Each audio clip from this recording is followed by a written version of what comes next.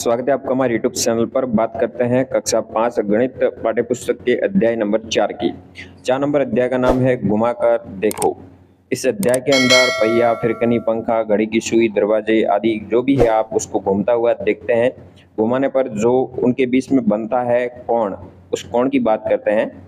तो दो रेखाओं या को आपस में यहाँ जब दो किरणें आपस में मिलती है तो कोण का निर्माण करती है। तो इस अध्याय में हम बात करेंगे कोणों के प्रकार की। कोण कितने प्रकार के होते हैं, तो इस अध्याय को आप कोणों के माध्यम से समझने का हम प्रयास करेंगे। तो सबसे पहले बात करेंगे कोण कितने प्रकार के होते हैं। सबसे छोटा कोण होता है जिसको आप न्यून कोण बोलते हैं। न्यून कोण है वो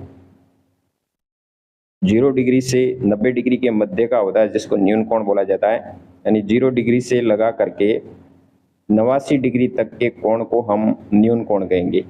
और समकोण है वो 90 डिग्री के कोण को हम समकोण बोलेंगे। यानी 89 डिग्री के बाद आता है 90 डिग्री, यानी फिक्स 90 डिग्री का कोण होता है उसको समकोण कहते हैं। और जब 91 डिग्री से 179 डिग्री तक जो भी कोण की संख्या आती है इसको हम बोलते हैं अधिक कोण। तो ये तीसरा प्रकार जो अधिक कोण है। वैसे कक्षा 5 में ये तीनों प्रकारों के बारे में ही बात दी गई है, इससे ज़्यादा नहीं दी गई है। फिर भी हम आपको जानकारी के लिए बता दें, इससे बड़ा यानी 180 डिग्री का कोण होता है जिसको हम कहते हैं सरल कोण, या इसको ऋजु कोण भी बोलते हैं।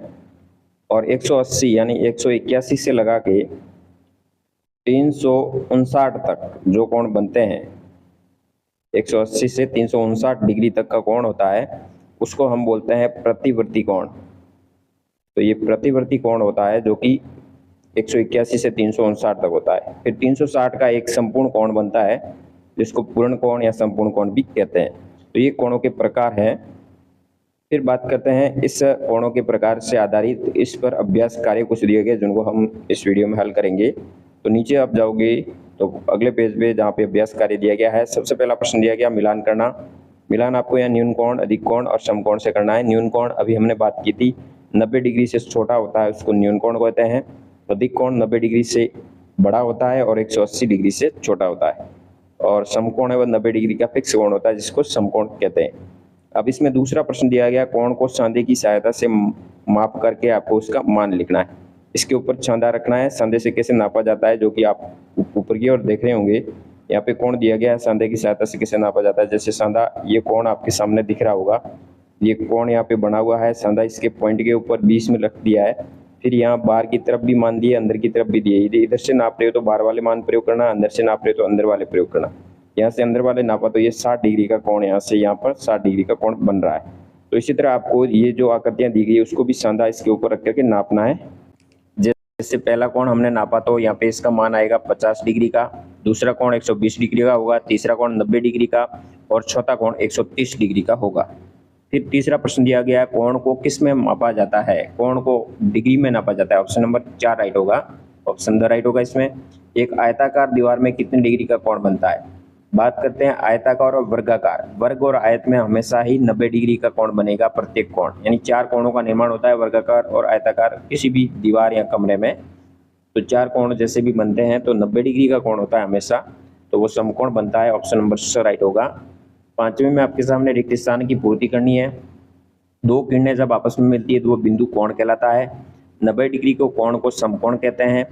कोण को मापने के लिए सांधे या डिग्री का प्रयोग किया जाता है। सांधे की सहायता से नाप सकते हैं, डिग्री उसके मान के रूप में उपयोग किया जाता है। यहाँ पे आपको अगले प्रश्न में सांधे की सहायता से कोण बनाना है जिसमें 90 डिग्री, 120 डिग्री, 45 और 160 के कोण बनाने हैं।